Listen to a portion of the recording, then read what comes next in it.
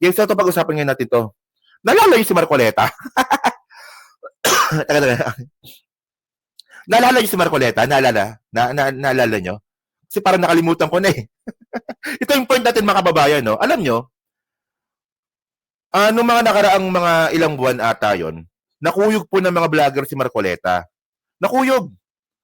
Tapos na po si Marcoleta napikon. 'Di ba? Ang gusto niya pa nga ipakulong si Enzo Recto. Ang gusto niya pa tugisin si Mima Alicia, 'di ba? Ang point natin dito mga kababayan kasi, ang point natin dito, kung walang sinasabing katangahan ang isang politiko, hindi po natin babatikusin 'yan. 'Di ba? O may papabati pala dito, hello po kay Esperanza Vasquez. Okay? 'Di ba? Kung wala pong sinasabing katangahan ang politiko, wala po tayong babangkitin sa kanila. Hindi po natin sila i-content. Ganun naman talaga yun, di ba? Ganun talaga. Kung sino ang maingay na may katangahan, kino-content po ng mga vlogger yan. O, di ba? O, nung napikon si Marcoleta, tumahimik si Marcoleta. So, tahimik din yung mga vlogger. Tahimik din po yung mga nakikriticize sa kanya.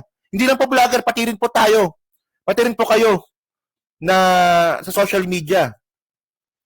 Ang problema, mga kababayan, mabait. O, akala ko nga mabait eh.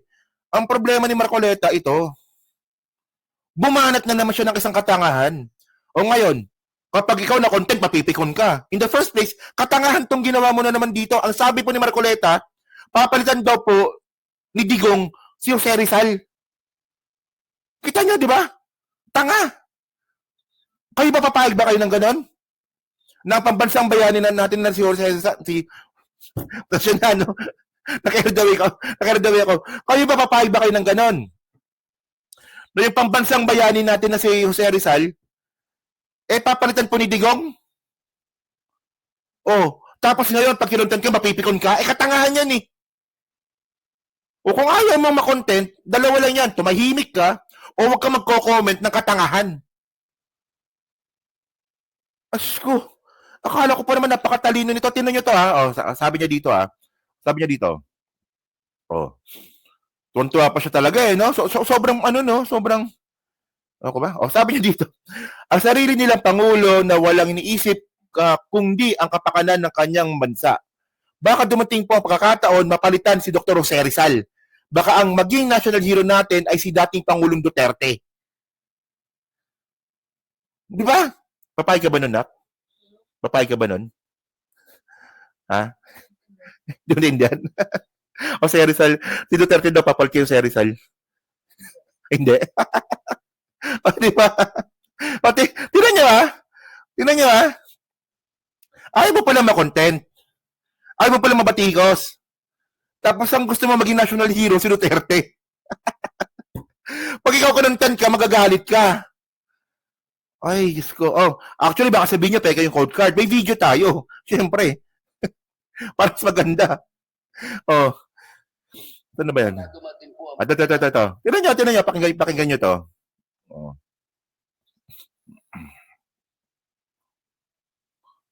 Wait lang ha. Ito. Ito. Yeah. Ang pagkakataon. Baka dumating po ang pagkakataon, mapalitan si Dr. Jose Rizal. Baka ang maging national hero natin ay si Pangulong Duterte.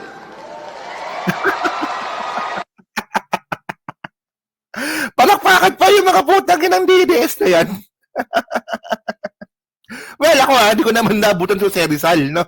Hindi ko naman nabutan si Jose Rizal. Di ba? Malay ko ba sa kanya? Pero mga kababayan, ang alam ko po si Jose Rizal, hindi po mamamatay tao. Di ba? Ang alam ko po si Jose Rizal, di ba? Well, binabati ko si Jose Rizal yung simbahang Katolika, pero naniniwala sa Diyos si Jose Rizal kasi nagdadasal po siya. O, si Duterte pa minumura yung Diyos. Tanganan to mga DDS na to. Natuwa kayo doon nung sinabi ni Marcoleta yon na si Jose Rizal papalitan ni Digong? Nakakatawa ba yun? Malaki. Malakas na po talaga sapak sa ulo ng mga to. O, hello po kay Rowena Dulay, maraming salamat. O, di ba? Ay, Diyos ko. O, tapos pag na-content ka, magagalit ka.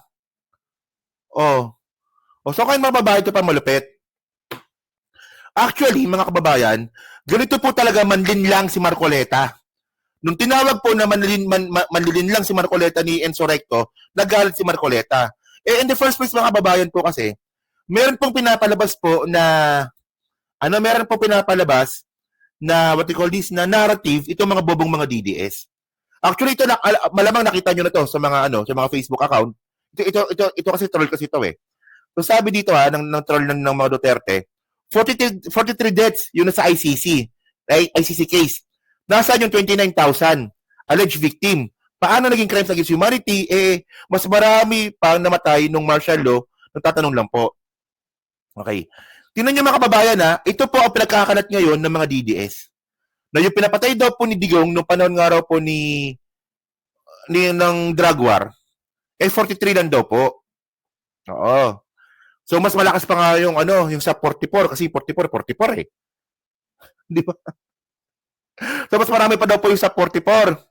Oh. Alam niyo mga kababayan, una sa lahat, katangahan po ito. Katangahan po talaga ito. Yun nga lang, ito katangahan po na to, sinakyan na naman po ni Marcoleta. O, tinan nyo O, sabi dito. Marcoleta ba to? O, ito. Tinan nyo yung narrative ni Marcoleta dito Ang bullshit, man. Sobrang bullshit nito. O, panoorin nyo to. Saan na ba yun? Ito. Okay. Napansin po ba ninyo nung basahin nung korte sa Netherlands yung charge kay Pangulong Duterte? Kailangan malaman po ninyo ito. Arraignment, binasa po yung charge. Lumilitaw po ang mga napatay daw sa panahon ng siya'y mayor at nung siya'y maging Pangulo ng ating Republika magmula noong 2011 hanggang 2019. 43 katao lang. Yun po. O, di ba? Ayan eh. Parang, putan naman Marcoleta, parang hindi ka naman abogado eh. Explain natin to Sige. Po ang binasa. 43 individuals were killed between November 2011 and May 2019, or a span of 8 years. Okay, so ayun ang pinapalabas nila ngayon. 43 lang daw po yung namatay. Oh, sige. Sa mga tweet, mga kababayan, sa loob ng 8 taon, 43 napatay pala. Alleged victims o Panloloko to, Marcole. Pangloloko ito. pinatay daw ni Pangulong Duterte. Napansin po ba ninyo nung panahon na napatay yung SAP 44 in Mama Sapano? 44 na pulis ang napatay sa isang araw lang. Ngunit Kinumpara niya ito sa Mama Sapa, no? Sa 44. O nga naman, mas marami ng isa. Tapos yun, isang araw lang. O nga naman. Well, una sa lahat na kababayan, iba po yung sinasabi 43. Yung 43 mga kababayan, pinapatay po talaga yon. Pero yung Mama Sapa, no po, kapalpakan lang po talaga yon. Palpak talaga si Pinoy doon. Well, ako sinasabi ko naman na si Pinoy, parang medyo kahit paano, justifiable naman yung pagiging presidente niya kumpara kay Digong. Diba? Pero, may mga palpak si Pinoy. Diba? Yung Yolanda, palpak. Diba? Tapos yung sa 44, palpak. Palpak talaga yun. Kahit po kayo, dilawan po kayo, aminin nyo naman na palpak po talaga yung sa 44. Diba? Kung kayo po, kasi may nanonood po tayong mga follower po ng mga dilawan, aminin nyo rin. Di ba?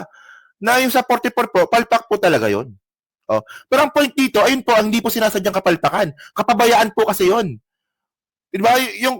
Yung sinasabi pong 43 po ni Digong na pinapatay, utos po talaga nun na pumatay ng tao sa pamamagitan nga po ng reward system. At in the first place, mga kababayan, hindi lang po 43 po yan. Libo po ang nakalagay po sa ICC. 43 lang po yung merong ebidensya. Di ba? Kumbaga, respondent, 43.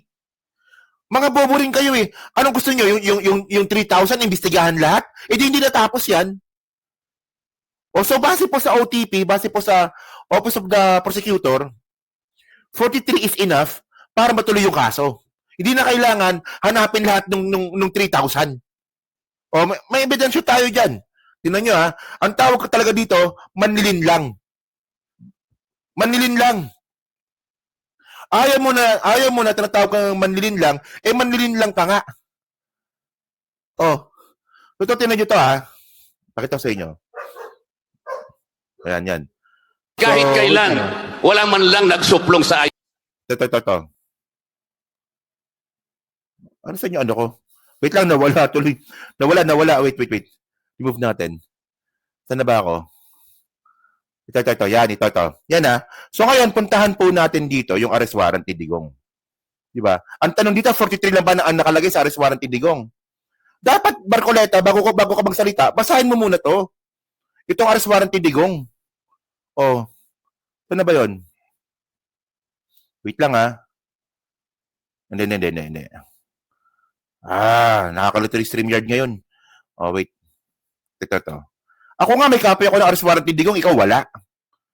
Para namang, oh. Ano ba to?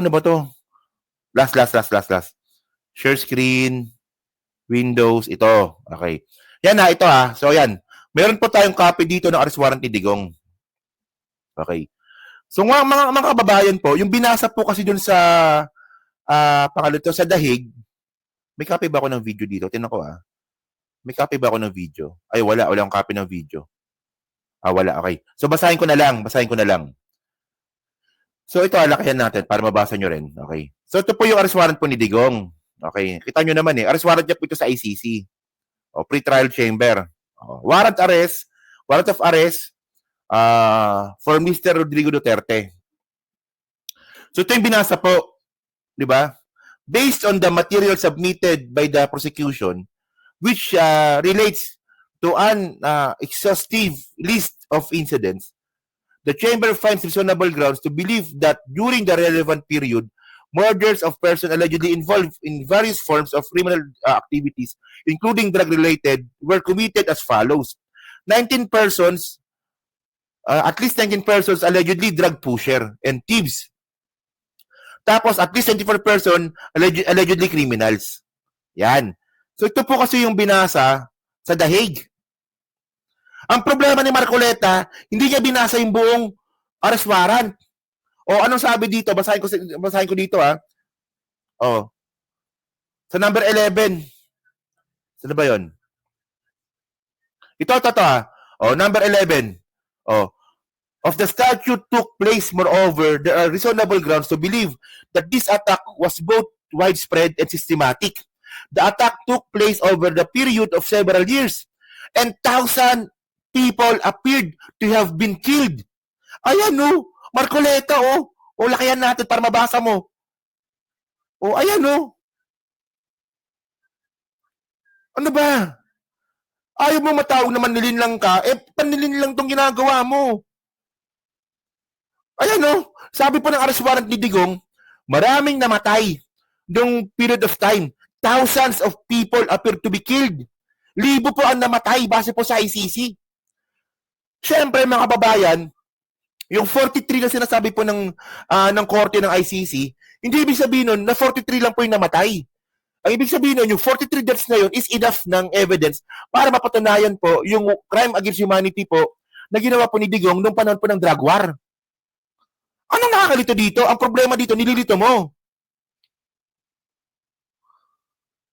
Ay, Diyos ko. Malinaw ba mga kababayan? Malinaw ba? Kasi ang point dito mga kaka-streetwise, ito po ang narrative ngayon ng mga DDS. 43 lang daw po yung namatay. So, hinahanap po nila yung 29,000. Binasa nyo ba yung arrest warrant ng ICC? O tama, compelling case lang yung kinuha. Oh, tama. Ay, Diyos ko. Ang point dito, yung 30,000, alangan namang, di ba? Alangan namang isama sa ebidensya yung 30,000. O abutin po tayo ng ano yan. Isipin mo nga, 43 deaths nga lang po yung compelling cases, inabot po ng 8 years o 7 years o 8 years. 2017 eh. Tinan nyo, tinan yung logic ha. Yung 43 deaths po na yan, yung 43 deaths po na yan, inabot po ng 8 years para po matuloy yung kaso. Para po makahanap po ng ebidensya at maging kaso sa ICC. Kung susundin po natin yung logic po ng mga DDS, ang gusto nila, 3,000 at 30,000. 30,000 dapat. Di ba? Yung may ebidensyang compelling cases.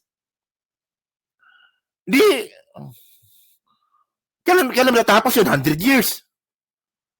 So ang point dito, manilin lang ka talaga, Marcoleta. Manloloko ka talaga.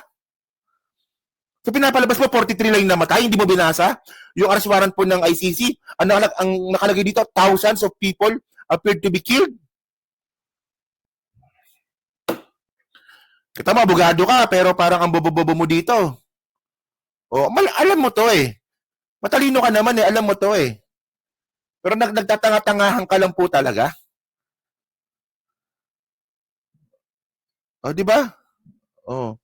So yun mga kababayan, so kayo po, ano po masabi nyo nga po dito, sa ginawang panlilin lang na naman po ni Marcoleta. Kayo ba, naniniwala ba kayo na ito po ay panlilin lang? Baka hindi. Okay. So yan, so pa-comment lang po sa baba at binabasa ko pong lahat yan. At dyan po sa Team Replay, syempre pa-like, pa-subscribe at hindi makalubisan, pa-share na rin po ng video po na to. So thank you mga kababayan, and then next topic po tayo. Actually, naka-reach ito eh.